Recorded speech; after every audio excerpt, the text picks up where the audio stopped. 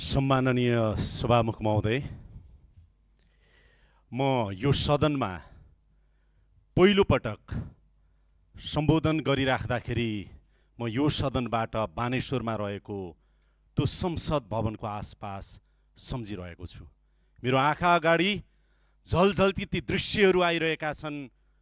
भदौ 23 र 24 गतेको, जहाँ 23 गतेको घटनामा हाम्रा कलिला भाइ बहिनीहरूले ज्यान गुमाउनु पर्यो। छातीमा ड्याङ ड्याङ गोली लाग्यो, टाउकामा गोली लाग्यो सभामुख महोदय। सडकमा रगत असरल्ल भएर बग्यो। त्यो शहीदको रगत अहिले तिनका आमा र परिवारको आँसुबाट झरिरहेको छ। त्यो दृश्य अहिले पनि मेरो आँखा अगाडि झलझल्ती बगिरहेको छ।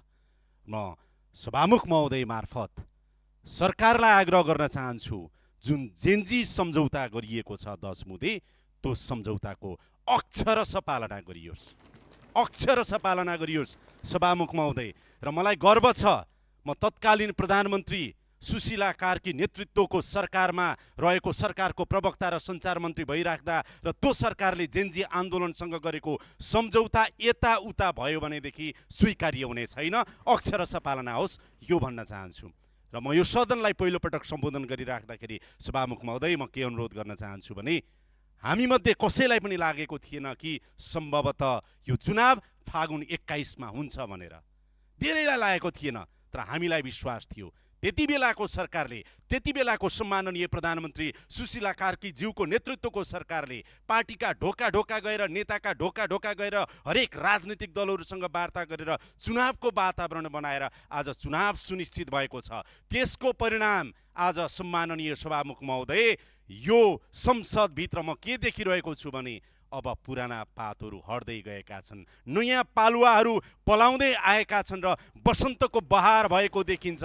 आज यो बसन्तको बहार भइराख्दाखेरि सम्माननीय सभामुख महोदय, यी युवा अनुहारहरू भनेको अब यी पालुवा पलाउने छन्, फुल्ने छन्, फल्ने छन् र जनतालाई त्यो फल चखाउने छन् भन्ने विश्वास गर्न सकिन्छ। सम्माननीय सभामुख महोदय, आज राजनीतिक पोलिटिकल प्याराडाइम सिफ्ट भएको छ। आज राजनीतिको परिभाषा परिवर्तन भएको छ र नेतृत्वको परिभाषा परिवर्तन भएको छ सम्माननीय सभामुख महोदय। र यो परिभाषा बदल्ने एउटा कोही नायक जन्मिएको छ भने यतिखेर यो देशमा रवि लामिछाने जन्मिएको छ, जसले राजनीतिको परिभाषा परिवर्तन गरेको छ र नेतृत्वको परिभाषा परिवर्तन गरेको छ। अब पोलिटिकल डिस्कोर्स त्यो बाटोमा अगाडि बढ्दैछ सम्माननीय सभामुख महोदय। म यहाँलाई भन्न चाहन्छु, म मेरो ललितपुर क्षेत्र नम्बर 2 जुन मन्दिरको सहर हो, सम्पदा नै सम्पदाको सहर हो, सम्माननीय सभामुख महोदय, अरनीको त्यहाँ जन्मिनु भएको छ। अरनीको घर त्यहाँ छ। सम्पूर्ण मान्यजीहरूलाई हेर्न जान पनि म आग्रह गर्दछु।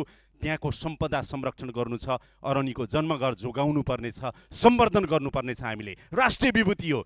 मेरो क्षेत्रमा आज महालक्ष्मी नगरपालिकामा पानीको हाहाकार छ, काकाकुल छन्, 20,000 जनता, तिनका लागि केही काम गर्नुपर्ने छ। म सरकारको ध्यान आकर्षण गराउन चाहन्छु सम्माननीय ज्यू मार्फत। र म भन्न चाहन्छु, मलाई बडो गजब लाग्यो सम्माननीय सभामुख महोदय, जब म क्षेत्रमा गएँ, मलाई जनता 95 वर्षको एउटा बुबाले, हजुरबुवाले के भन्नुभयो भने, म अन्तिम पटक मेरो जीवनको भोट हाल्दैछु भन्नुभयो। किनभने जसलाई मैले भोट हालेँ, अब अन्तिम पटक 95 वर्षको सम्भवतः उहाँलाई फेरि 5 वर्षपछि बाँच्छु कि बाँच्दिनँ भन्ने लाग्यो। मैले सोधेँ, किन यस्तो भन्नुभयो बुवा? उहाँले भन्नुभयो कि मेरो पुस्ता बिगारे, मेरो छोराको पुस्ता बिगारे, अब तिमीहरूलाई भोट हाल्दा कम्तीमा मेरो नातिको पुस्ता तिमीहरूले बनाउने छौ भनेर उहाँले भन्नुभयो। मलाई त्यस्तै प्रश्न सोधियो सभामुख महोदय, के भनियो भनेदेखि, तपाईँले हामीलाई बाहिर जानुपर्ने त बनाउनुहुन्न नि भनेर युवाले भनेका छन्। त्यस्तै गरेर हाम्रा छोरछोरी तपाईँहरूले यहाँ ल्याइदिनुहुन्छ नि, अब त्यो वातावरण बनाउनुहुन्छ भन्नेहरूले भोट हालेका छन्। तिनको लागि काम गर्नुपर्नेछ। म सरकारको ध्यान आकर्षण गराउन चाहन्छु। र अन्तिममा म के भन्न चाहन्छु भने, सभामुख महोदय, शक्ति पृथकीकरणको सिद्धान्तले न्यायपालिका, कार्यपालिका र चाहिँ नि व्यवस्थापिका जुन छ, व्यवस्थापिका सार्वभौम संसदको गरिमा बढाउने कुराहरूमा मलाई थ्याचरको एउटा भनाइ याद आउँछ कि यो रबर स्ट्याम्प जस्तो नबनोस्। यो देश पहिला किन बनेन भने, यो देश किन बनेन भने कार्यपालिकाको छायामा सम्पूर्ण संरचना भए, कसैलाई त्यो खालको कानुनले दिएको अधिकार प्रयोग गर्न योभन्दा अगाडि दिएन, त्यो अवस्था यहाँ नआओस् भन्न चाहन्छु। र अहिले पदभन्दा नेतृत्व महत्त्वपूर्ण छ। र म जाँदा यति भन्न चाहन्छु कि मलाई जोन म्याक्सवेलको एउटा भनाइ याद आएको छ, यतिखेर कि a leader is one who knows the way, shows the way and goes the way, त्यही अवस्था कायम रहोस्। धेरै धेरै धन्यवाद।